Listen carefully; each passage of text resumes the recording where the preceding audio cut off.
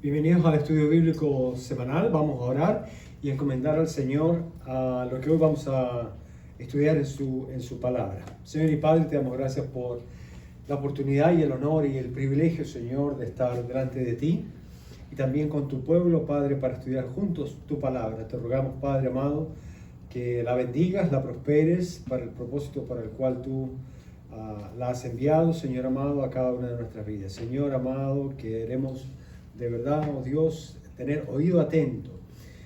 Queremos ser edificados espiritualmente, fortalecidos en la gracia tuya, Padre, en tus caminos y en la misma persona y relación con nuestro Señor Jesucristo.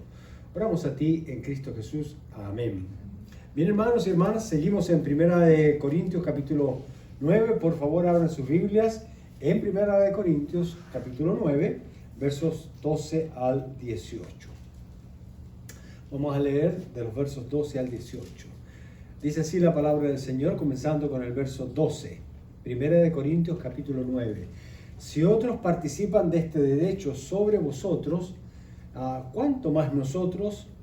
Pero no hemos usado de este derecho, sino que lo soportamos todo por no poner ningún obstáculo al Evangelio de Cristo. Verso 13. ¿No sabéis que los que trabajan en las cosas sagradas comen del templo y que los que sirven al altar del altar participan? Así también ordenó el Señor a los que anuncian el Evangelio que vivan del Evangelio. Ahora, noten el verso 24 lo que está diciendo. Así también ordenó el Señor a los que anuncian el Evangelio que vivan del Evangelio. Este no es un mandato del Antiguo Testamento, es un mandato del mismo Señor Jesucristo. Por supuesto que está basado en algo, y no solamente en algo, sino en todo el sistema religioso de sostenimiento de lo que era el sacerdocio levítico, arónico, en el Antiguo Testamento. El pueblo del Señor sostenía a los servidores del templo, la nación misma los sostenía con los diezmos, las ofrendas, los sacrificios, etc. Este versículo 14 es algo que cita como base y referencia el apóstol Pablo para que no estén pensando que él es el que está realmente diciendo estas cosas. No son de su iniciativa, no son un proyecto nuevo. Esto es algo que el Señor Jesús mandó a aquellos que anunciaban el Evangelio. Él simplemente lo que está haciendo es repetir para, recuerden, luego él poner a un lado este mismo derecho, porque él no quiere ser de piedra de tropiezo para nadie. El verso 14 dice, así también ordenó el Señor a los que anuncian el Evangelio que vivan del Evangelio. Ahora, seamos claros, dice que vivan del Evangelio, no dice que sean vividores del Evangelio. Hay una gran diferencia. El Evangelio debe ayudarte a vivir humildemente, decentemente, ser sostenido por tu trabajo en el ministerio. Pero no es usar el Evangelio para prosperar, abundar o cosas semejantes. Hoy día vemos a los llamados apóstoles y profetas pues con un lenguaje centrado en sí mismo, siendo parte y siguiendo la corriente de este mundo, todo centrado en uno mismo. Y pues hay que sostenerlos a ellos, y si quieren un avión, si quieren un carro, si quieren una casa, pues hay que dárselo. Eso lo enseña la palabra del Señor.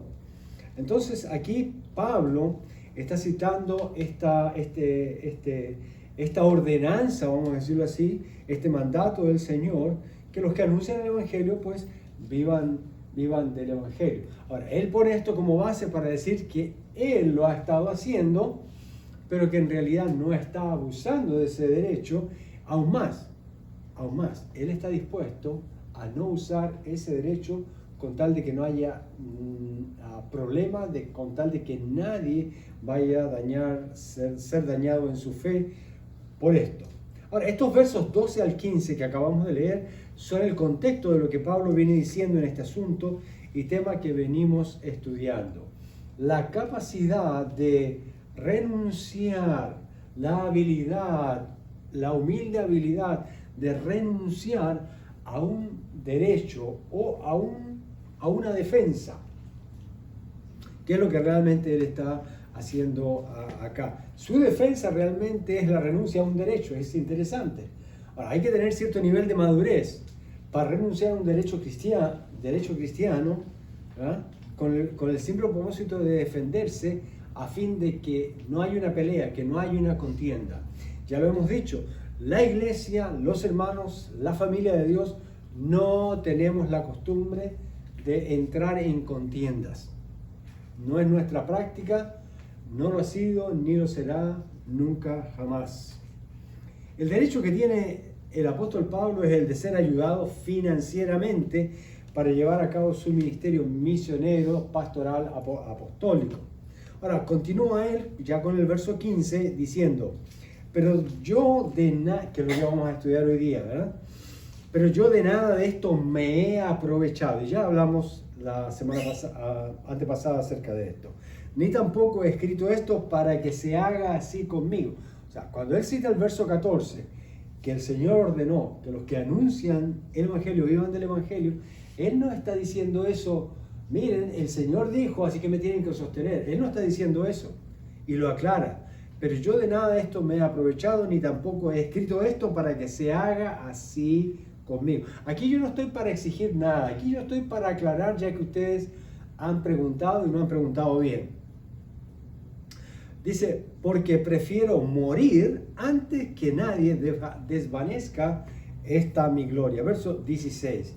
Pues si anuncio el Evangelio, o sea, si predico, comparto el Evangelio, no tengo por qué gloriarme, porque me es impuesta necesidad y ay de mí si no anunciare el Evangelio. Aquí vemos entonces un contraste del cual está tratando Pablo para aclarar las cosas, ¿no? Ustedes están aquí complicados con que me están dando una ofrenda que no me alcanza para nada, ¿verdad? Y yo les estoy diciendo, ¿saben qué? No me tienen que dar la ofrenda porque lo puedo hacer sin la ofrenda. No tengo ningún problema con eso, quiero que eso quede claro, está diciendo el apóstol Pablo aquí. Verso 17, por lo cual si lo hago de buena voluntad, recompensa tendré, pero si de mala voluntad, la comisión me ha sido encomendada. O sea, no puedo evitar a lo que el Señor me ha llamado. Y el verso 18, que es el último versículo que vamos a estudiar hoy día, es, ¿cuál pues es mi galardón? Que predicando el Evangelio presente gratuitamente el Evangelio de Cristo. Aquí el apóstol Pablo da la impresión de que está contradiciendo al Señor Jesús. Porque el Señor Jesús dice que Él ordenó que los que predican el Evangelio vivan del Evangelio. Y Él está diciendo, bueno, que yo presente gratuitamente el Evangelio. Jesús nunca dijo que había que cobrar por predicar el Evangelio, sino que dijo que los que predicaran, se dedicaran a la palabra del Señor, por supuesto que tuvieran, ¿verdad?, algún recurso, pero no está diciendo que, oye, al que tú le prediques, cóbrale. No está diciendo eso. Y entonces esto queda claro, que predicando el Evangelio, presente gratuitamente el Evangelio de Cristo, para no abusar de mi derecho en el Evangelio. Ahora aquí, Pablo nos expresa lo que todo ministerio debe tener por sentir o convicción. Observen el verso 15. Pero yo de nada de esto me he aprovechado, ni tampoco he escrito esto para que se haga así conmigo, porque prefiero morir antes que se desvanezca esta mi gloria. O sea, si hay algo de lo cual yo me voy a jactar, no va a ser el que estoy ganando plata con predicar el Evangelio. No. Yo estoy claro, esto es a pérdida, pero mi pérdida es una ganancia, porque he aprendido a entender eso en el reino del Señor. ¿Verdad? Porque yo todas las cosas las estimo como pérdida por el amor de Cristo, inclusive el predicar. Él mismo dice, una vez dice, amándolos más soy amado menos. Él tenía claro que el reino de Dios, al compartirlo aquí en la tierra, en este mundo, con la iglesia, realmente podía significar mucha pérdida para él. Pero él no lo hacía por causa de las pérdidas. Él aprendió a ver las pérdidas como ganancia. que ese era realmente el honor de hacer la voluntad del Señor. Él aprendió a perder para ganar, en otras palabras. Algo que todos nosotros como cristianos deberíamos también practicar, aprender, modelar, madurar. Él dice que prefería la muerte antes de que alguien pensara que lo hacía por motivos monetarios. De hecho, su vida estuvo expuesta muchísimas veces a la muerte. Hasta pasó hambre, estuvo muchas veces a punto de morir, en necesidades, en trabajos, donde él se sentía en sobremanera, al punto de que pensaba que ya no tenía ni fuerzas, o aún las fuerzas que Dios le daba prácticamente, él no lo dijo, pero lo digo yo, pero era el sentido, aun cuando las fuerzas que el Señor le daba aún no eran suficientes como para recuperarse, así de extenuado el estado. Pero él decía, eso no es problema para mí, ¿no? A mí me preocupa así que alguien esté pensando que lo estoy haciendo por dinero. Eso sí es grave, eso sí es delicado. Así que no se estaba autoimponiendo una maldición cuando él dice, porque prefiero morir antes que se desvanezca esta mi gloria. No es que él se quiere morir, pero si hay que preferir o tomar una decisión, ¿saben qué? Yo prefiero morir antes que ustedes estén diciendo que yo estoy predicando por billete. Y en estos días la gente es totalmente al revés, ¿no? No están dispuestos a morir con tal de ganar billete. No están dispuestos a perder nada en Cristo con tal de que Cristo simplemente sea todo ganancia material para ellos. Todo lo contrario, ¿no? ¿Ya? De lo que enseñaba el apóstol Pablo. Así que definitivamente él no se está imponiendo o autoimponiendo una maldición cuando dice, porque prefiero morir. Simplemente está hablando de una preferencia para glorificar el nombre del Señor. Que nosotros deberíamos estar también atentos a eso, ¿no? Preferir cualquier otra cosa, aun cuando fuera algo malo para nosotros, pero no desacreditar en ninguna forma el Evangelio del Señor Jesucristo. Prefería que el Señor se lo llevara que estar negociando o haciendo el ministerio por dinero. Miren, el promedio, lamentablemente, tristemente aquí en Estados Unidos, el promedio de un pastor en una iglesia local es 3 años. ¿Ustedes saben por qué se cambia? Por supuesto. Por paga. Después de 3 años, ya él sabe que si se queda ahí no va a tener mucha prosperidad financiera. Entonces, pues aprovechan ese tiempo para mejorar sus estudios, seguir capacitándose y aplicar a otra iglesia que les pueda pagar mejor. Hace una gran diferencia, ¿verdad? A comparación de lo que ocurre con los pastores y misioneros en nuestros países. Pues que mueran en la iglesia donde empezaron o fundaron, dan su vida por esa congregación. Ahora, yo entiendo, el Señor te puede llamar a otro lugar, te puede llamar a otra congregación. Pero yo digo, ¿cuántos de ellos meterían la mano al fuego diciendo que el Señor, después de 3 años, les mandó ir a otro lugar? O simplemente fue por razones financieras. Bueno, esto es lo que se llama, bíblicamente hablando, simonía. ¿De dónde sacamos eso? Lo leímos hace un par de semanas, pero quiero volver a leerlo para que usted esté bien preparado y entienda en qué consiste el Evangelio. Y cuando usted encuentre a uno de estos obreros que para mí son fraudulentos, según la palabra del Señor realmente, puede identificarlos. El obrero del Señor, el siervo del Señor, no debe ser asalariado. Sin embargo, Jesús mismo dijo que debería compensarse su servicio, ¿no? Pero otra cosa es demandarlo, exigirlo y pues tener eso como un objetivo, una fuente de ganancia, que otra cosa pues no es estar dándole lo que esa persona merece por su servicio ministerial. Ahora, decimos que esto se llama simonía, cuando alguien es asalariado, cuando alguien toma el reino de Dios para hacer ganancia de él. Cuando alguien quiere, pues, enriquecerse definitivamente con el Evangelio. Simonía se llama esto. En Hechos capítulo 8, versos 13 al 24. Este pasaje es muy importante. Anótelo, márquelo. Hechos capítulo 8, versos 13 al 24 dice: también creyó Simón, de ahí viene el nombre Simonía. También creyó, mire, creyó el Evangelio, Simón mismo, y habiéndose bautizado, así que fue obediente, estaba siempre con Felipe, y viendo las señales y grandes milagros que se hacían, estaba atónito. Por supuesto, cualquiera se queda de esa manera al ver tantos milagros, señales y maravillas que los apóstoles estaban haciendo. Ahora el verso 14 dice: cuando los apóstoles que estaban en Jerusalén oyeron que Samaria había recibido la palabra de Dios, enviaron allá a Pedro y a Juan. Verso 15. Los cuales habiendo venido, oraron por ellos para que recibiesen el Espíritu Santo. Verso 16. Porque aún no había descendido sobre ninguno de ellos, sino que solamente habían sido bautizados en el nombre de Jesús. Entonces les imponían las manos y recibían el Espíritu Santo, o se confirmaba que el Espíritu del Señor estaba en ellos. Verso 18.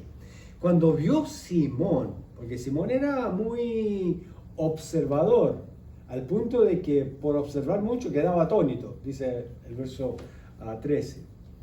En el verso 18 nos dice que cuando vio Simón que por la imposición de las manos de los apóstoles se daba el Espíritu Santo, ¿qué cosa dice? Les ofreció dinero. ¡Wow! Diciendo: dadme también a mí este poder para que cualquiera a quien yo impusiera las manos reciba el Espíritu Santo. ¿Qué es lo que él quería?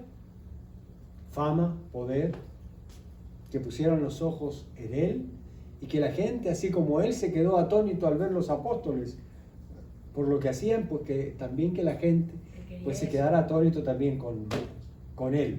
Él era definitivamente un hombre muy vanidoso y, como vamos a ver más adelante, un hombre totalmente centrado en sí mismo, un hombre lleno de envidia, un hombre lleno de amargura, que lo único que quería era la atención de la gente para sentirse satisfecho, para sentirse homenajeado, para sentirse alguien, para levantar su autoestima, sin saber que si uno se humilla o uno tira al piso su autoestima, lo contrario que enseña el mundo y la psicología moderna, la Biblia dice que el que se humilla al Señor lo exalta o lo enaltece. Muy interesante. Y este hombre está haciendo todo lo contrario, aún más. Su motivación es pagar por esto. Ahora, él no quiere ganar dinero con esto, pero detrás de eso está esa intención también. Lo que él está aquí es queriendo comprar asuntos espirituales, ¿verdad?, para él ser protagonista y sobresalir. El verso 20 dice: entonces Pedro le dijo: ajá, tu dinero perezca contigo, porque has pensado que el don de Dios se obtiene con dinero. Dicho sea paso, y vamos a hablar dentro de un momento, la Iglesia Católica ha hecho esto por mucho tiempo, pidiéndole dinero a la gente para otorgarles beneficios religiosos o espirituales. Dentro de un momento vamos a entrar en detalle con esto. Pero aquí el apóstol Pedro dice: tu dinero perezca contigo porque has pensado que el don de Dios se obtiene con dinero. La pregunta de hoy día es: ¿ustedes creen que hay gente en la iglesia que piensa que dando el diezmo, dando ofrendas, dando su servicio, van a conseguir cosas de Dios para su vida? Por supuesto que sí, hermanos. Por supuesto que sí.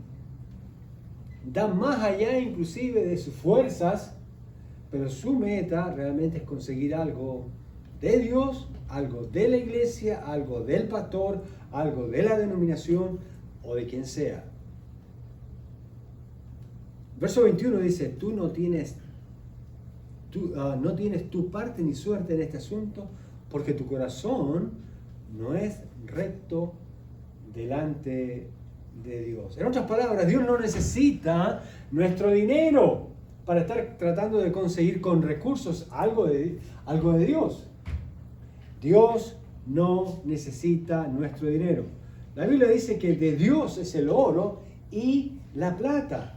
Nosotros necesitamos los dones de Dios, nosotros somos los que necesitamos los recursos de Dios, nosotros somos los que necesitamos el oro y la plata que es de Dios para hacer la obra en este mundo, porque aquí la cosa funciona así. Pero Dios no necesita que yo le compre algo, porque eso es muy, muy equivocado. Eso se aparta totalmente del concepto de la gracia de Dios. ¿Y qué es la gracia de Dios? El regalo de Dios inmerecido. ¿Cómo yo voy a comprar algo? O sea, este hombre creyó, se bautizó, Simón, pero no entendió realmente lo que era la gracia de Dios. O sea, si él va a recibir algo, incluyendo el Espíritu Santo, o enseñar la palabra, o predicar, eso será algo que va a venir del Señor, dándoselo a él. Él no tiene que hacer nada. Puede orar, puede decir, Señor, aquí estoy dispuesto, si tú quieres. Hasta ahí sería lo mejor. Pero abrir la billetera, ¿verdad? Para ofrecerle, ¿no?, al apóstol Pedro o al Espíritu Santo, a Dios, pues no, para tener lo que los otros tienen.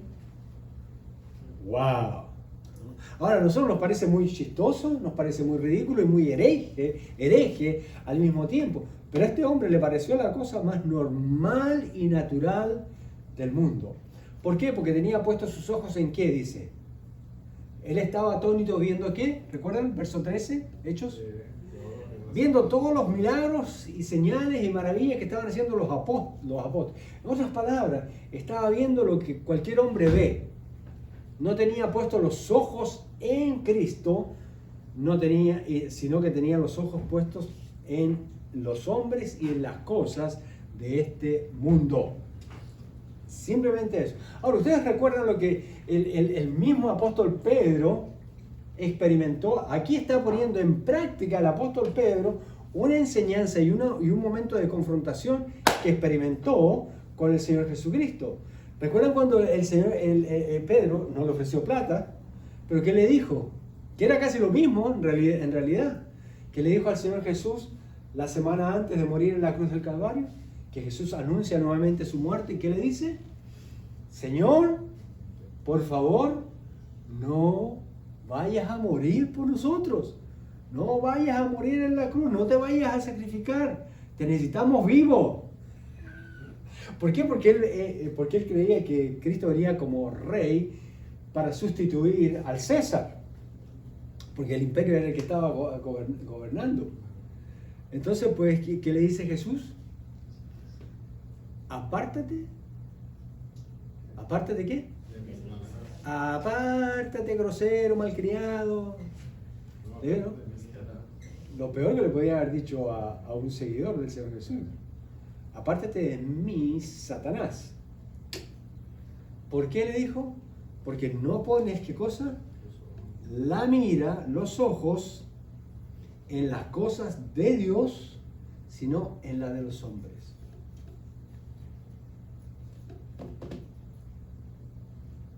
En este tiempo de pandemia, hay iglesias que están cerrando. Que el Señor tenga misericordia de ellos, porque no están poniendo los ojos en Dios, sino en los hombres.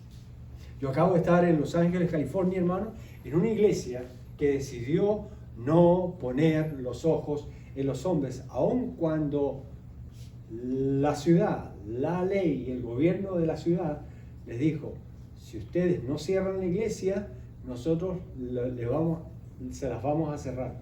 Les vamos a prohibir a ustedes que se reúnan. Casi un año de juicio y perdieron. Casi $1 millón le costó a la ciudad, que le tuvo que pagar a la iglesia. Dios honró a aquellos que pusieron los ojos en Dios. Porque la voluntad de Dios es como aquí estamos ahora, que nos congreguemos. La iglesia nunca debe cerrar sus puertas, porque eso es poner los ojos en los hombres o en las cosas de este mundo, o actuar como hace el mundo por miedo o por lo que sea, ¿no? Verso 21, no tienes tu parte ni suerte en este asunto, porque tu corazón no es recto delante de Dios. Wow. Verso 22, arrepiéntete. Que arrepentirse no solamente es el concepto antiguo testamentario de tener un profundo pesar y dolor por haber ofendido a Dios. Incluye el concepto nuevo testamentario también. ¿Cuál es? Por un lado, sentimos un profundo pesar y dolor por haber ofendido el carácter de Dios por medio del pecado, pero también eso nos motiva a tener un cambio de mente. Voy en esta dirección, camino de muerte, me encuentro con Cristo, me arrepiento, tengo profundo pesar de mi pecado porque Él me lo ha mostrado y cambio de dirección, cambio de mente. Por eso la mejor manera de mostrar arrepentimiento no solamente es tener lágrimas de cocodrilo, sino hacer un cambio, hacer el cambio. Que la gente se pueda dar cuenta de que efectivamente estoy arrepentido, porque si no entonces puro bla bla. Dice, y ruega a Dios, verso 22, si quizá te sea perdonado el pensamiento de tu corazón. En cierta forma, aquí hay una manera o un modo de blasfemia contra el Espíritu Santo, ¿sí ven? Que la Biblia dice que es el único pecado que no es perdonado. Porque en Hiel, miren cómo lo define el apóstol Pedro. Él sabe de lo que está hablando porque él vivió eso. Porque en hiel de amargura y en prisión de maldad veo que estás. Claro. ¿Cuál era su amargura? De que la gente pues no lo ponía como el hombre de película, ¿verdad? Y en prisión de maldad veo que estás. En otras palabras, prisión de maldad, ¿qué quiere decir? Que está viéndolo todo desde un encierro o desde un lugar donde está prisionero, ¿no? Está dentro de una mazmorra oscura, viendo lo que cualquier hombre ve, pero no viendo como Dios ve las cosas. Ok, el verso 24 dice, respondiendo entonces Simón dijo, rogad vosotros por mí al Señor para que nada de esto que habéis dicho venga sobre mí. Parece que se arrepintió, ¿ok? Parece que se arrepintió. Ahora, observemos la mentalidad y el corazón que hay en el apóstol Pablo al Dios transformar su vida y tocarla con el Evangelio. Mire el verso 16. Verso 16 dice, pues si anuncio el Evangelio no tengo por qué gloriarme, porque me es impuesta necesidad y ay de mí si no anunciare el Evangelio. Al decir, pues si anuncio el Evangelio no tengo de qué gloriarme, él tenía la convicción personal de que no había ningún mérito en él para hacerlo. En otras palabras, si predico, me paguen o no me paguen, para mí es un honor y un privilegio servir al Señor, predicar la palabra del Señor, anunciar el Evangelio, es lo que está diciendo. Él había descubierto que la religión que había seguido, el judaísmo, y él era un buen judío, como decimos, un buen curuchupa, ¿verdad? Él era, pero que la cumplía al pie de la letra, que no era completo, aun cuando él hacía todo.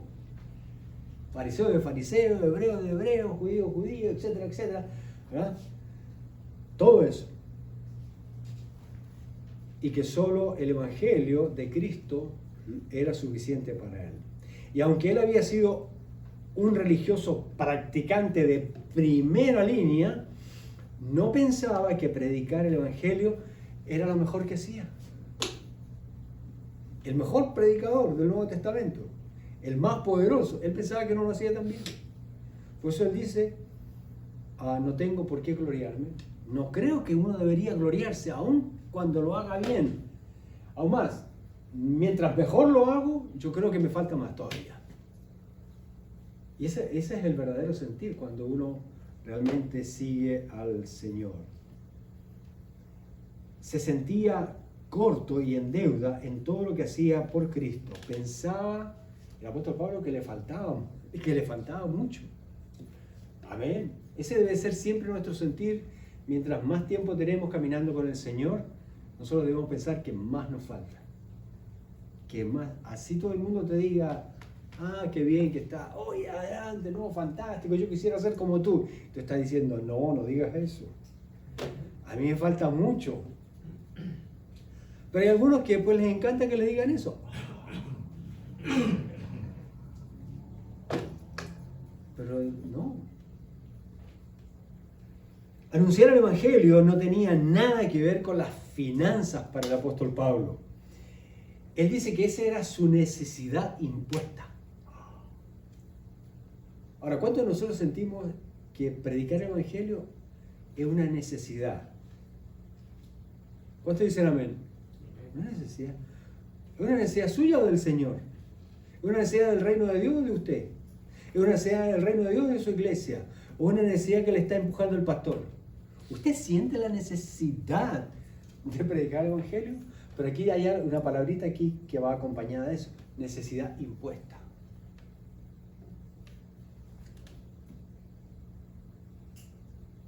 No es que con impuestos. Algo que es una carga fuerte en tu vida, que te entristece, que te fuerza a hacerlo, que sientes que esa es tu obligación. No, pero es que yo sigo al Señor por amor, no por obligación. ¿De verdad? ¿De verdad? Dios lo llamó a hacer eso como sea lo que Él quiere decir. Esa era su hambre, donde Él sentía y sabía que escaseaba y que no lo hacía lo suficiente. Él nunca dijo, ok, ya prediqué, listo, me voy para la casa a ver televisión, a arrancarme la barriga, a comerme una hamburguesita, a tomarme un refresquito. ¿Eh? Él no dijo eso. Todavía puedo hacer más, decía él. Debo hacer más. Y murió predicando. Literalmente murió predicando. Cuando se refiere a la expresión me es impuesta necesidad, se refería a cuando el Señor lo llamó y lo eligió para el ministerio. ¿Recuerdan? Hechos capítulo 9, rapidito. Dice, versos 15 y 16. El Señor le dijo, ve, hablando a Ananías, ¿no? Que no quería ir. ¿No? Que Ananías no sintió ni vio la necesidad de ir a orar por él. Porque claro, dijo, este es un perseguidor de la iglesia, ¿qué voy a ir a orar por este Gil? Perdón, por este hombre. ¿Ah? ¿Cuántos de nosotros a veces no oramos por la gente?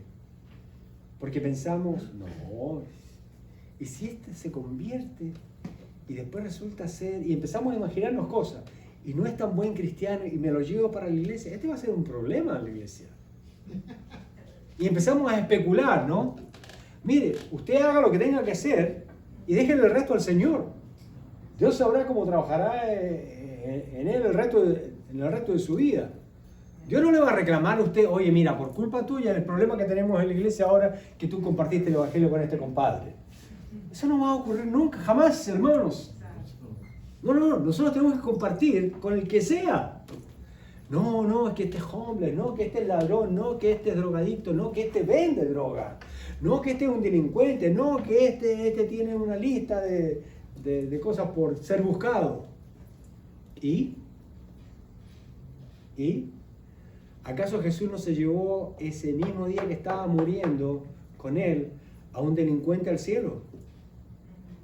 O nosotros vamos a ser como los fariseos y los sacerdotes de aquel tiempo. Pero el Señor Jesús, Él no se bautizó.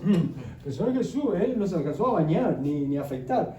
Pero el Señor Jesús, Él no se alcanzó a bajar de la cruz. Pero el Señor Jesús, Él no alcanzó a recibir una clase de catecismo. Pero el Señor Jesús, ¿qué cosa? ¿Qué dijo Jesús? Hoy estarás conmigo. Yo imagino un montón de cristianos, fariseos, ¿verdad? Aún yo creo que cuando estén ahí listos para entrar al cielo, van a estar ahí. Señor, yo tengo una pregunta. ¿Por qué tú dejaste entrar al varón que estaba en la cruz y ese compadre ni siquiera se había bautizado? Ni siquiera alcanzó a ir a la iglesia. Así me pasó hace poquito en mi trabajo, que no hice una reunión Ajá. en mi trabajo, porque mucha gente que se ha ido, no tenemos manager, no tenemos regional, hicieron una junta, y la asistente manager, que es una muchacha que está ahí muy chévere ella, y dijo, entre medio de la reunión compartió, les quiero compartir que el domingo me dice que estaba con mi familia en la iglesia, en una iglesia, estaba yendo bastante, y cuando voy yendo al auto, dice, me entró unas ganas como de bautizarme, pero no le dijo nada al esposo, no le dijo nada a los hijos. Le dijo, espérame en el auto y vuelvo. Bueno, la muchacha esta se fue para la iglesia, entró y le dijo al pastor, le dijo, pastor, no sé qué, pero siento que me tengo que bautizar ya. Y el pastor le dijo, bueno, permiso, venga para acá, que vamos a empezar a bautizar. La bautizó como creo en 15-20 minutos, que se volvió, y la muchacha, bueno, ella la contaba con una cara de felicidad, de que irradiaba el Espíritu Santo. Y sale un muchacho que trabaja conmigo y le dice, no, pero eso está mal, tú tienes que tomar una clase. Y todos nos quedamos callados. Entonces yo le dije, me quedé callado. Pero ahí es donde me di cuenta de la religiosidad en la que uno entra. Así es. O sea, no, tienes que tomar clase y pasar por un curso de no sé cuántas horas para poder bautizar. Yo le hubiese ¿Quién dicho, dijo eso? yo le hubiese dicho al muchacho, ¿tú sabes lo que cuesta para que alguien se bautice? Hay creyentes, literalmente, había una persona aquí en nuestra iglesia, por 20 años no se había bautizado. 20 y pico años. Y por 5 años estuve diciéndole, bueno, ¿y cuándo se va a bautizar? ¿Cuándo se va a bautizar?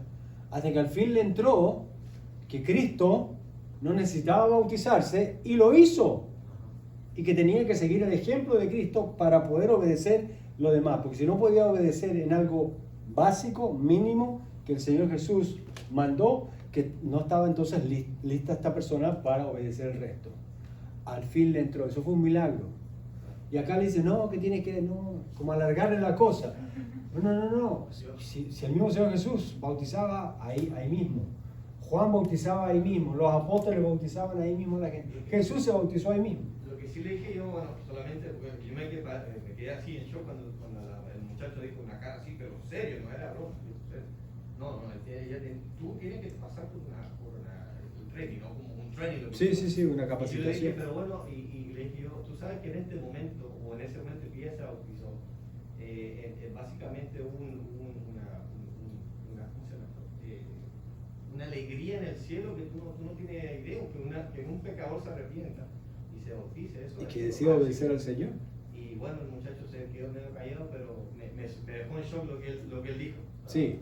No, la próxima vez hay que explicarle que en la Biblia no tenemos tales capacitaciones. El caso típico, ¿verdad?, es el del mismo Señor Jesucristo, que él llamó a Juan el Bautista y le dijo, mira, bautízame. Juan el Bautista no lo fue buscando para que se cumpliera la palabra del Señor en Jesús. No. Jesús fue donde Juan el Bautista y le dijo, bautízame para que se cumpla la palabra del Señor. El otro caso, el de Felipe. El caso de Felipe. Va estudiando, ¿verdad? Van estudiando, va leyendo, dice, el libro de Isaías, y lo agarra Felipe y le dice, hey, Felipe, ¿dónde me puedo bautizar? Bueno, mira, aquí, justo aquí, ahorita, mira para abajo, ahí hay un río.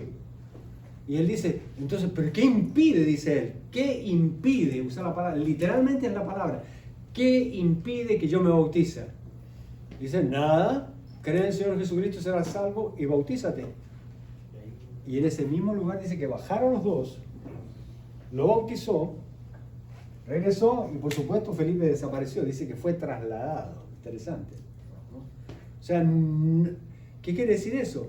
¿Cuál fue el resto del discipulado del eunuco etíope que fue bautizado? Parece que después por ahí, pues no, siguió creciendo por ahí. Pero ese era el momento, y te aseguro que ese etíope siguió fiel al Señor. Pero no recibió ningún curso, ninguna capacitación, no entró en la iglesia como para que el pastor, el misionero, el evangelista, el maestro lo motivaran y después le hicieran discipulado. Pues te aseguro que fue fiel. hasta la muerte. Porque lo tuvo claro desde el principio. Había que obedecer al Señor. Una cosa muy, muy básica. Ahora, Ananías, aquí está todo complicado. No, que él es perseguidor de la iglesia. No, yo no voy a ir a orar por él. Le está diciendo a Dios que no va a ir. Dios le anda a orar por él. Ha tenido una visión, un acto sobrenatural para que vaya a orar. Y dice, no. ¿Qué tal? A veces, hermano, sacudir a una persona no significa nada. O que Dios mismo le hable en persona, tampoco.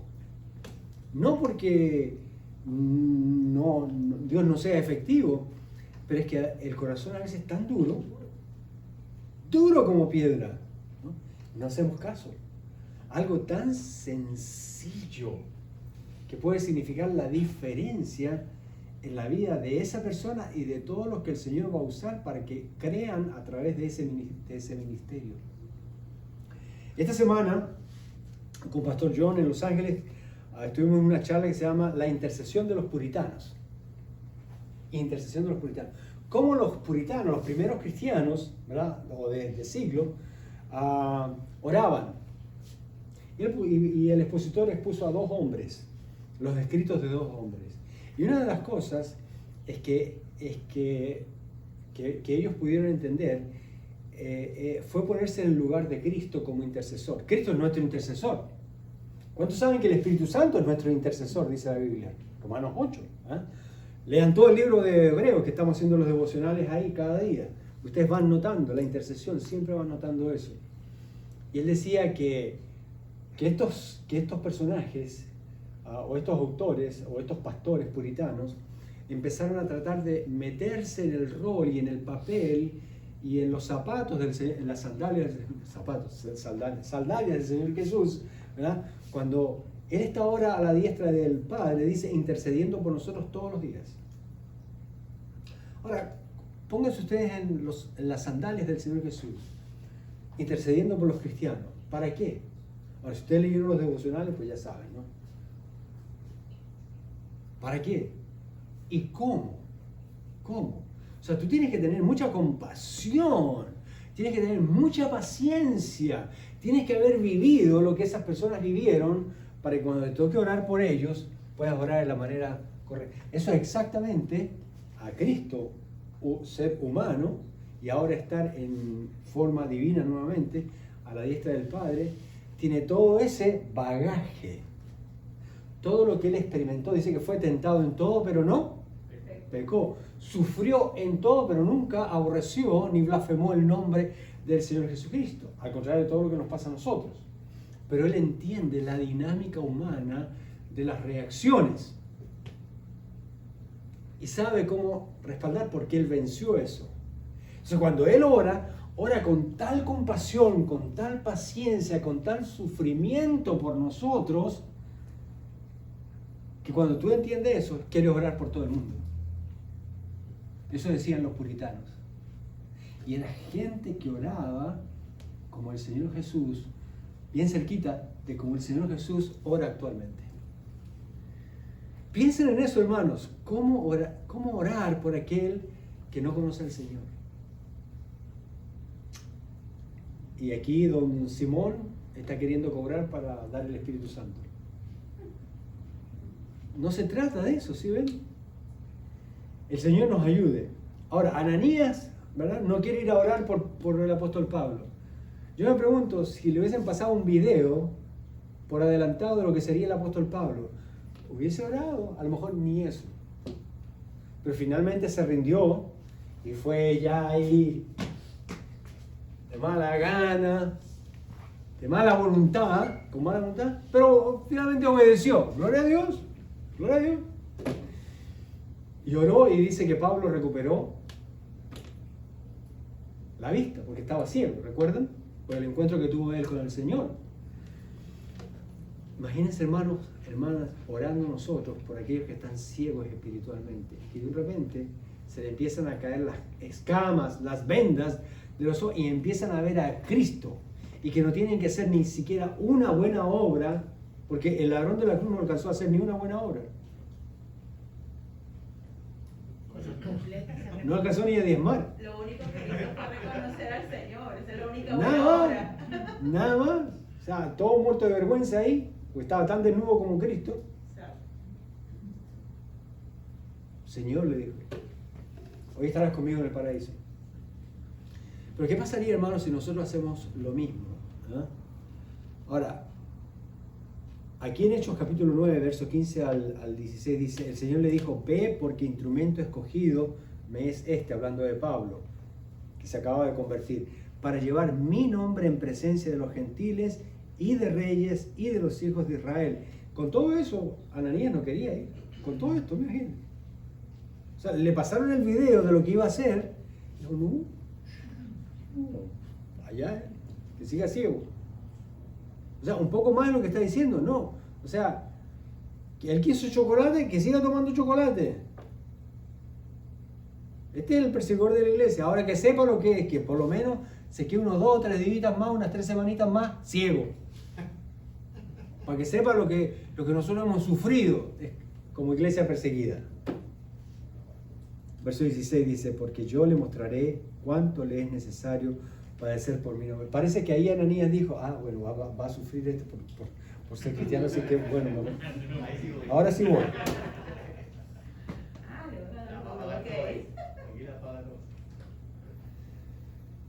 Nosotros hacemos broma de esto, ¿no? Hay muchos chistes, pero la cuestión es seria. Ahora, ¿qué es lo que está diciendo aquí?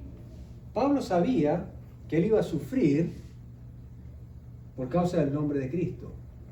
Él lo supo desde su conversión. Por eso es importante, hermanos, decirle a la iglesia que no que porque usted va a venir a Cristo va a parar de sufrir.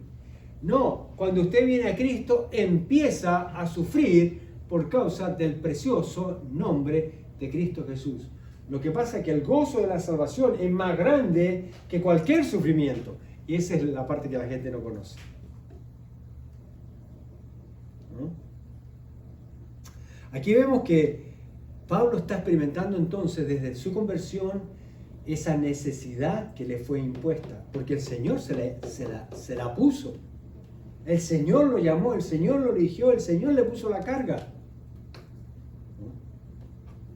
Aquí vemos que Pablo no fue el que eligió esta obra y ministerio, sino que Dios fue el que lo escogió. Dios le impuso, no solamente le puso, le impuso como una carga, ¿no?, en su vida. Y Pablo, después de haberse convertido a Cristo, lo aceptó porque Dios le abrió los ojos para hacerlo. Él era un perseguidor de la iglesia y ahora tendría que ayudar a edificarla. ¿Qué tal? Dios le dijo que a partir de su conversión, él era un instrumento escogido para padecer por su nombre. ¿No? No fue la iglesia la que lo escogió, ni tampoco los otros apóstoles los que lo escogieron. Tampoco fue el concilio de Jerusalén. La verdad, él no tenía que rendir cuentas a nadie, pero sí a Dios, que le impuso la carga. Y esa era su carga y su motivación, no el dinero. Desde el principio no fue el dinero. Pero ahora lo están cuestionando, ¿no? Como que, tú lo haces por plata. Lo que te mandamos no te alcanza y ahora te estás quejando. Pero el bien entonces, ¿verdad?, en el amor del Señor, en la paciencia del Señor, de acuerdo al llamado del Señor, decir, no, ustedes están equivocados. Si esto yo lo hago por menos, ¿no? El problema es que ustedes son los que se están perdiendo el privilegio con el Señor de apoyar el ministerio, la obra del Señor. No lo hablo por mí porque yo no necesito, yo tengo mi trabajo, decía él, ¿no? Yo puedo hacer otra cosa. Él era un perseguidor de la iglesia y ahora tendría que ayudar a edificarla, ¿verdad? Ahora, cuando servimos al Señor es porque Él nos ha llamado, no el hombre, el pastor.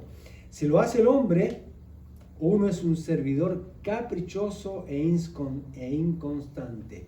Y probablemente muchos de los que estaban ahí en la iglesia de Corinto habían perdido su perspectiva del llamado del Señor para servir al Señor. Claro, cuando uno hace algo malo, piensa que los otros están haciendo lo mismo, ¿verdad? Entonces, pues, le están imputando al apóstol Pablo las motivaciones que ellos tenían para hacer las cosas. Y Pablo dice, no, están equivocados, así no es la cosa. Como dice el dicho, el ladrón juzga por su condición. Exacto, exactamente. El ladrón juzga por su propia condición.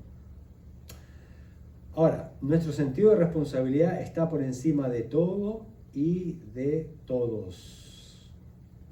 La necesidad no es que le paguen o den una ofrenda al apóstol Pablo. La necesidad que le ha sido puesta encima de sus hombros es predicar a Cristo por amor a Él, ya que Él desde el comienzo se le dijo que iba a sufrir por amor a Cristo. Y él no dijo que no. Él no dijo que no. De hecho, comienza con sufrimiento. Se cae del caballo, queda ciego. Así empezó su conversión. No es que lo estaban aplaudiendo porque se convirtió. No es que todo el mundo lo fue a abrazar, a felicitar, qué bueno, bienvenido al reino de Dios, ¿verdad? No, y de ahora en adelante Dios te va a bendecir. Él no escuchó nada de eso. Ahí quedó tirado en el piso. Así empezó. Y así deberíamos empezar todo, la verdad. Para que no nos quejemos tanto, ¿verdad? Y más bien cada bendición le demos un valor extraordinario. Como algo que no merecemos, como algo que, wow, Señor, realmente esto es una añadidura, porque tu salvación realmente cubre todo. Cubre todo. Amén. La necesidad que le ha sido puesta encima de los hombros de predicar a Cristo por el amor. La verdad es que está diciendo, aunque me den todo el oro del mundo, no me puedo quedar tranquilo. Aunque me dieran todo el oro del mundo, aunque ustedes cumplieran con su responsabilidad financiera, nunca eso va a cubrir la imposición, la carga que hay en mi corazón de predicar el Evangelio. Claro, los mal pensados van a pensar, él quiere pedir más plata. No, está diciendo, no hay nada en este mundo que pueda compensar y aliviar la carga que me impuso el Señor de hacerlo. El verso final del verso 16 dice, y ay de mí si no anunciare el Evangelio. Con ofrenda o sin ofrenda. Ay de mí si no lo hiciere. Él tenía claro los beneficios de predicar el Evangelio, tanto para los incrédulos como para sí mismo. Como vemos en el verso 17 y 18, miren, para ir terminando. Dice, por lo cual, si lo hago de buena voluntad, recompensa tendré, pero si de mala voluntad, la comisión me ha sido encomendada. ¿Cuál pues es mi galardón? Que predicando el Evangelio, presente gratuitamente el Evangelio de Cristo. ¿Recuerdan el verso 13? El Señor mandó que los que predican, anuncian el Evangelio, vivan del Evangelio. ¿Y qué dice acá? Él dice lo contrario. Dice que predicando el Evangelio, presente gratuitamente el Evangelio de Cristo, para no abusar de mi derecho en el Evangelio. Realmente no estaba abusando porque era algo que el Señor había mandado. Pero frente a la comidilla y al cuento y a la contienda y a la discusión y al cuestionamiento de su vida en la iglesia, en esa iglesia local, le digo, ¿saben qué? No se preocupen. Gratuitamente lo voy a hacer. Yo me voy a encargar de mí mismo. Aunque para ustedes realmente sería una bendición. Entonces, hacer las cosas por y de buena voluntad para el Señor significa hacer su voluntad. Y si no, como dice Pablo aquí, hasta de mala voluntad, igual. Lo importante es hacerlo. Porque hay una necesidad. Ahora, en ambos casos, de buena o mala voluntad, hay consecuencias. O hay recompensa, como dice aquí la Escritura. ¿Por qué? Porque, decía el apóstol Pablo, me es impuesta necesidad. ¡Ay de mí! Y por eso el apóstol Pablo podía experimentar todo tipo de sufrimientos, ¿no? Nosotros vemos al apóstol Pablo dándonos una lista de cosas que él experimentaba como sufrimiento, tribulación, angustia, padecimiento. ¿verdad? Cárceles, azotes, hambre, exposiciones a la muerte una y otra vez, etcétera, etcétera. Pero él no lo hace para quejarse. ¿Para qué él lo hace? Para decir, miren, vale la pena predicar el Evangelio, no importa lo que sufras. Y ahora le están poniendo otra raya al tigre, como dicen. Lo están criticando porque le están dando ofrenda.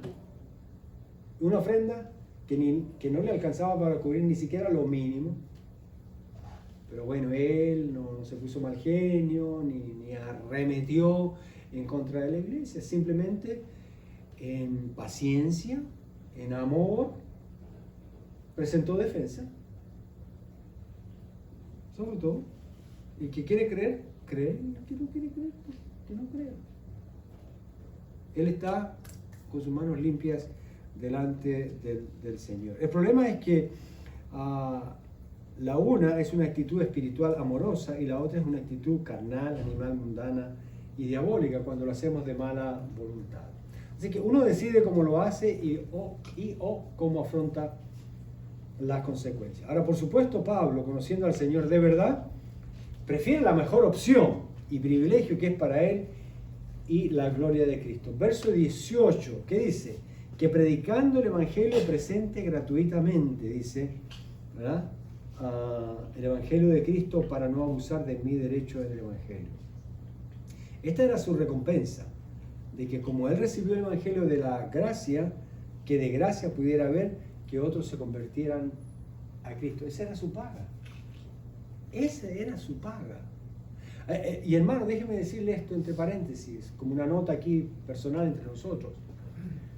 Todo lo que hagamos en la iglesia no solamente tiene que ser para edificar a los hermanos. Nuestra mayor recompensa es ver que alguien se convierta a Cristo. ¿Verdad que da gusto cuando un hermano crece en el Señor, hace un cambio, deja de hacer algo malo, empieza a hacer algo bueno, tiene otra mentalidad, tiene otro ánimo, como resultado de su relación con Dios y el estudio de la palabra del Señor? Amén, gloria a Dios. Sin embargo, nada de eso es nuestro servicio al Señor, todo lo que hagamos para Él, ¿verdad? Especialmente los que somos servidores en la iglesia, tenemos algún rol, alguna posición, no se compara a cuando alguien se convierte a Cristo. Eso es como que nos ponen $1 millón en la cuenta, hermano, del banco. O 2 millones, como usted quiera. Lo que más nos satisfaga. 10 millones, ok, 10 millones. Pero ese es el gozo, o sea, todo lo que hacemos aquí en la iglesia, hermanos, es para eso. Si usted lo hace por otra cosa, olvídese, mejor siéntese. Mejor siéntese. Pero nosotros lo hacemos, sí, para edificar el cuerpo de Cristo. Pero la cosa número 1 que nos mandó Cristo, ¿cuál fue? Ganar personas para Cristo. Hacer discípulos. Si nosotros no vemos eso, si nuestro ministerio no ve eso, empecemos a orar. Empieza a interceder y clamar, Señor, como decía John Wesley, Señor, dame el mundo para Cristo, si no me muero. Señor, que en el ministerio que tú me has dado en esta iglesia, que yo pueda ver, aunque sea un alma para Cristo, porque si no yo me muero. Pero como hay algunos que prefieren no morirse, no lo van a decir. Pero cuando uno dice eso, cuando usted tiene la seguridad de que al morirse, ¿a dónde va? Como el ladrón puede la cura, al paraíso, al cielo. Entonces yo me puedo arriesgar, ¿verdad? ¿Y saben qué? Eso es algo que le encanta al Señor, que tomemos ese riesgo de fe. Que tomemos ese riesgo de fe. Recuerden el caso de Moisés. El pueblo empezó con la bailadera, la idolatría, el relajo y bla, bla, bla, ¿no? ¿Y qué Dios le dijo? Mira, yo voy a destruir a este pueblo. Si siguen con esta tontería. ¿Y qué dijo Moisés? No, Señor, no lo haga. ¿Y qué Dios le dijo? Bueno, si encuentro 100, no lo voy a hacer. Y otra vez Dios le dijo, mira, voy a destruir el pueblo. Pero Señor, no lo hago. Bueno, mira, si encuentro 50, no lo hago. Y así hasta que llegó a 10. ¿Y qué dijo al final? Señor, tómame a mí, pero no los destruya, porque van a blasfemar tu nombre. Van a decir, los sacó de Egipto para destruirlos. Así nosotros deberíamos pensar.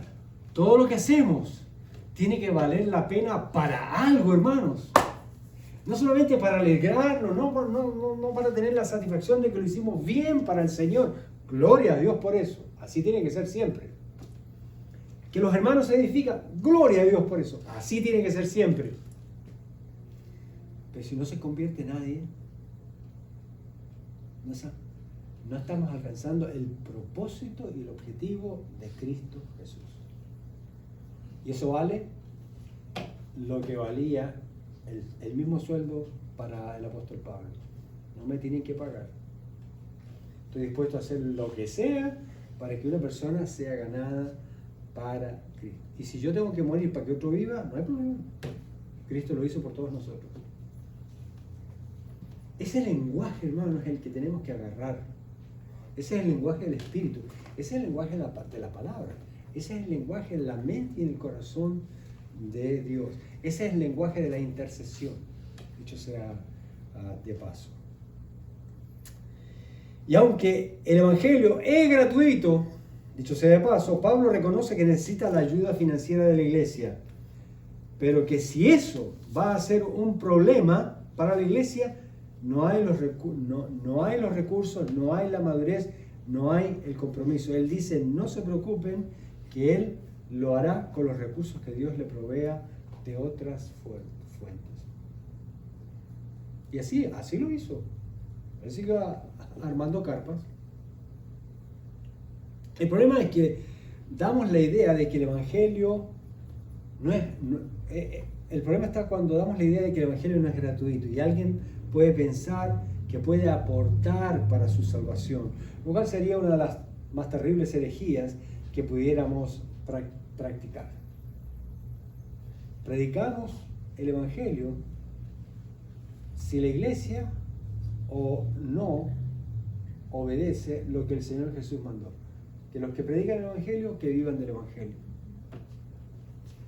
Y si ese vivir del Evangelio no es necesariamente financiero, entonces tiene que ser siempre lo más importante, ver que las almas sean ganadas para Cristo. Ese es mi salario, ¿no? Es lo que está diciendo aquí el apóstol Pablo. Hubo un tiempo, y tengo que mencionar esto, voy a ver si alcanzo a mostrar dos ejemplos. Hubo un tiempo en que la iglesia católica se daban bulas. ¿Saben lo que son las bulas? Las bulas, B-U-L-A-S, bulas.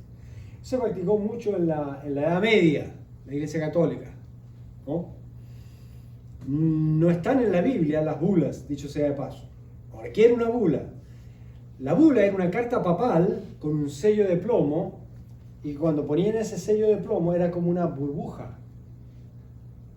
Y también lo llamaban lágrima de plomo. Y se reconocía que eso venía del Papa.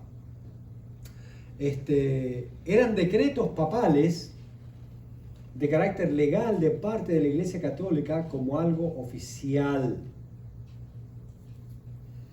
que generalmente era usado o se conseguían del Papa cuando alguien daba una limosna. Usted sabe que una limosna es menos que una ofrenda, ¿verdad? Es la miseria, pues, ¿no? Lo último, ¿no? ¿Qué te da? Bueno, pero cuando tú dabas una limosna al Papa, eso era mucho dinero, ¿no? Es una ironía.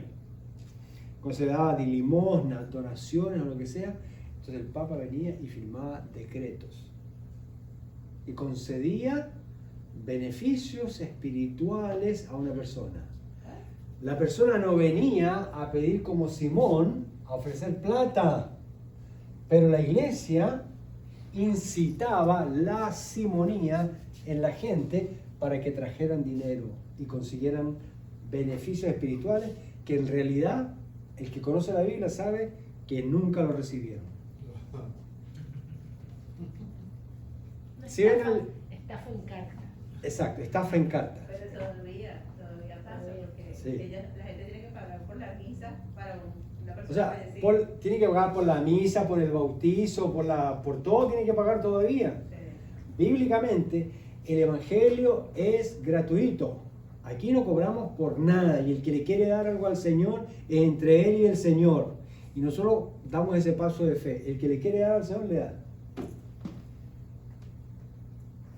Y dicho sea paso, en esta pandemia, estos 2 años, es cuando la iglesia, tanto nuestra parte hispana como nuestra parte americana, es cuando más ha dado.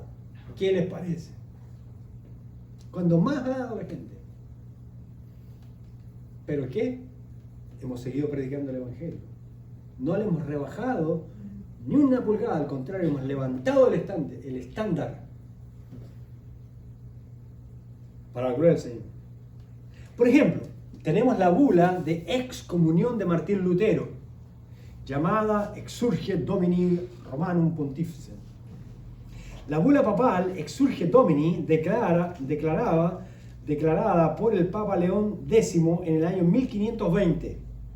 Tiene mucho significado para la Iglesia Católica Romana y la Iglesia Protestante. En ella el Papa León llamó a Martín Lutero a retractarse de muchas de las ideas que había establecido en las 95 tesis en la Catedral de Gutenberg. ¿Recuerdan? Las que clavó. Si no, pues hagan la tarea.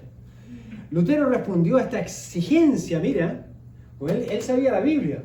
Sabe que eso era una payasada. Que ese decreto, ¿verdad? Y esa bula, eso era un cuento que no tenía ningún efecto en su vida. Eso no venía de Dios, venía del Papa y de su camarilla.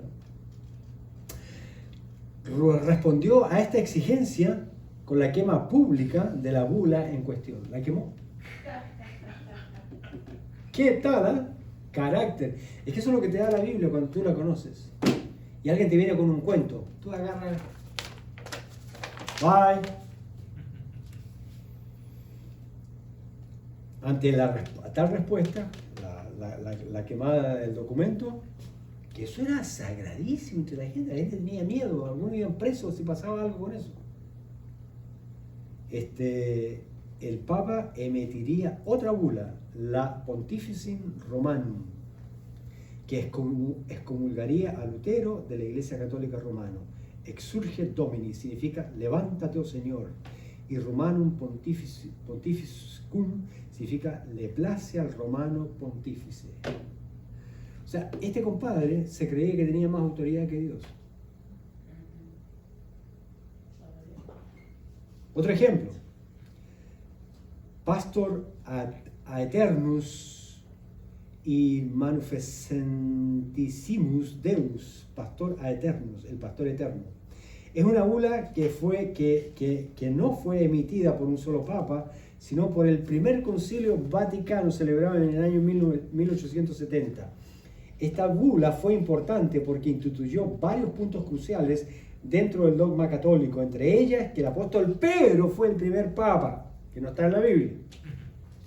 Que el papa, escuchen esto, para que se rían esta noche, ¿no? Y duerman felices. Que el papa tenía autoridad sobre toda la iglesia y que cuando el papa enseña es capaz de hacerlo sin error. Qué diabólico, qué herejía. En otras palabras, el hombre estaba más grande que el César, porque el César se creía Dios, él también. Sin error. O sea, dejó de ser hombre. Solo Dios no se equivoca. Los hombres todos nos equivocamos, todos tenemos errores, todos tenemos pecados. No hay justo ni aún uno, dice la Biblia.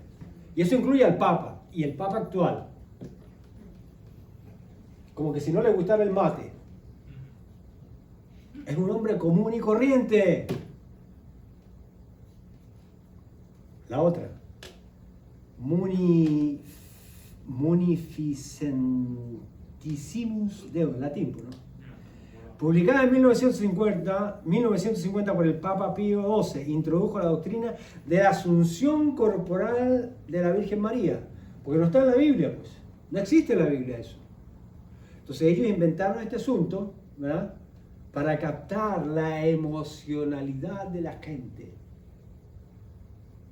¿No? Porque tú sabes que tu mamá tú tienes que respetarla.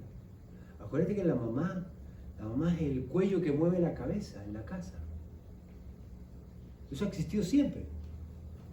Que implica que tras la muerte el cuerpo de María fue llevado directamente al cielo. Traducido al inglés significa Dios más abundante. Entonces la gente dijo, oh, María fue al cielo. Y se han olvidado lo que dice Mateo y Lucas, cuando ella dice, ¿verdad?, que ella, gracias Señor por haber mirado la bajeza de tu sierva, la pecaminosidad de esta esclava que no es buena para nada. Quiere decir en blanco y negro. Y la iglesia se le ocurrió emitir una bula. ¿Cuánto no habrán pagado los interesados para que eso sucediera?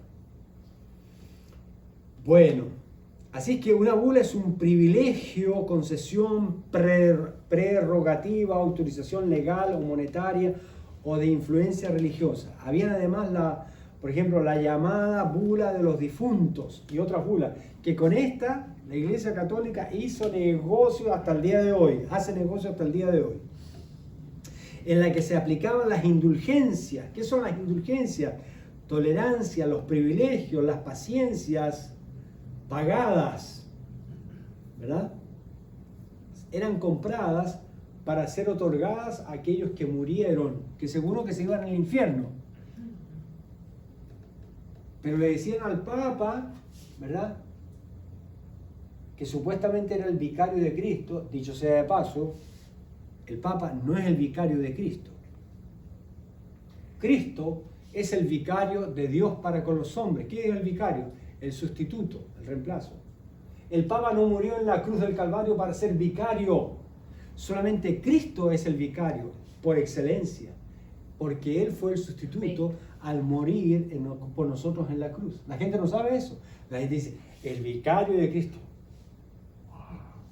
Y piensa que no, la palabra vicario significa sustituto. Por eso se habla de la muerte vicaria de Cristo.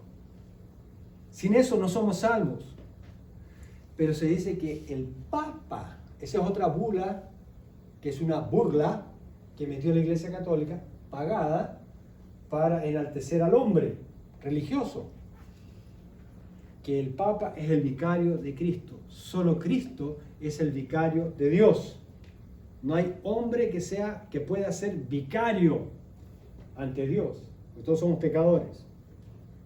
Cristo es el vicario perfecto. Entonces, esto incluía hacer limosnas, donaciones o pagar impuestos, ¿verdad?, cuando se hablaba de la bula de los difuntos, y poner cargas financieras con las que se pudiera lograr la salvación de una persona o lograr rescatarla del purgatorio. Que ese es otro invento, que es otra bula o burla que inventó la Iglesia Católica por decreto de que existía el purgatorio. El purgatorio no existe. Ese lugar intermedio de sufrimiento, por eso se llama purgatorio, que hay purga. Yo creo que la idea debe ser algo así como la diarrea o algo así, no sé, ¿no? Pero ahí no hay nada, espiritualmente no hay nada, no existe eso, ¿no? Pero ellos inventaron esto. ¿No? Bueno, para terminar, hermano, no, y usando los muertos. Porque el muerto es muerto, así tú hables bien de él, ¿no? Aunque sabes que fue un desgraciado, ¿verdad? Pero acá, porque nadie cree, o ustedes creen que cuando van a un funeral y la gente habla bien del muerto, ¿ustedes creen eso? Yo no. Porque para ser justo, había que hablar de lo bueno y de lo malo del muerto. Pero como para que la gente se quede consolada y tranquila, hablan solo bien, ¿para qué? Para que quede la idea. ¿Cuál idea? De que va a ir al cielo. Entonces la Iglesia Católica, ni tonta ni perezosa, inventó la bula para los difuntos, para que la gente sienta que si ellos dan esa limosnita y ese billetito lo pasan, ¿verdad? El Papa les firma la bula y el hombre va a ir derechito al cielo. Y no sabe que de allá arriba lo van a mandar, pero como cohete para abajo al infierno. Bien, no se cobra por predicar, aunque hay que sostener al predicador. El predicador que le cobra a aquellos que les predican no tiene el evangelio, es un hereje, no conoce la gracia de Dios. Está de moda. Usted invita a un predicador famoso, lo primero que le dice, bueno, me tienen que pagar el pasaje de avión, me tienen que poner en un hotel 5 estrellas, me tienen que dar esto, me tienen que dar esto, otro, y la ofrenda por predicar es tanto, que normalmente pues no va de $15,000 para arriba. Yo estaría rico. El que hace esto se está aprovechando del evangelio y de la iglesia. Su gloria es la ganancia financiera del evangelio y no las almas. Predicar es una necesidad mayor que ganar dinero. La recompensa está en el hacerlo de buena voluntad y no por el interés de un salario. El galardón o premio o recompensa está en predicar gratuitamente, aunque la iglesia tiene la responsabilidad con sus ministros. La clave moral está en no abusar del derecho personal. Pregunta de aplicación personal. ¿Tengo el corazón para apoyar el trabajo de los siervos del Señor? ¿Mis derechos valen más que los de otros? ¿Es mi meta estar listo para que cuando tenga que renunciar a algún derecho lo haga para no ser de piedra de tropiezo? Bien, para pensar. Dios es nuestro proveedor, pero nosotros somos responsables por nuestra parte. Dios es nuestro proveedor, pero nosotros somos responsables de nuestra parte cuando se trata de las misiones, el evangelismo, sostener la obra del Señor. Eso es lo que en blanco y negro estaba tratando de decir el apóstol Pablo, y que pues yo lo hice un poco más largo para defenderlo. Señor, te damos gracias por tu palabra. Bendícela y prospera en nuestros corazones. Gracias, Señor amado, por abrir nuestros ojos, nuestro entendimiento y las acciones que promueves, Señor, en nuestra conducta diaria para reflejar a Cristo. Oramos en su nombre y te damos las gracias. Amén. Que el Señor